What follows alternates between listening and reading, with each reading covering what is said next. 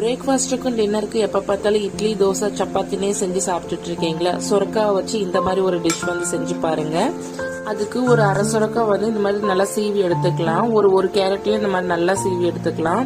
சின்ன துண்டு இஞ்சி வந்து இந்த மாதிரி சீவி வச்சிருக்கேன். 3 பச்சை மிளகாய், ஒரு பெரிய வெங்காயம் ஃபைனா சாப் பண்ணி போட்டுக்கலாம். தேவையான அளவுக்கு உப்பு, ஒரு கப்பு வந்து அரிசி மாவு வந்து எடுத்திருக்கேன். இது வந்து இடியாப்ப மாவா இருக்கலாம், இல்லை நார்மல் பிளைன் அரிசி மாவா கூட இருக்கலாம். நல்லா வந்து அந்த சொரக்காயிலேயே நிறைய வந்து தண்ணி இருக்கும். நல்லா பிசைஞ்சிட்டு தேவையான அளவுக்கு லைட்டா தண்ணி மட்டும் தெளிச்சு இந்த மாதிரி நல்லா பிசைஞ்சு எடுத்துக்கணும். இதுல இருந்து ஒரு உருண்டை மாவு எடுத்து இந்த மாதிரி நல்லா வந்து மெல்லிசா வந்து தட்டி எடுத்துக்கலாம். இப்ப வந்து நல்ல தோசைக்கல் வந்து நல்லா காஞ்சிருச்சு.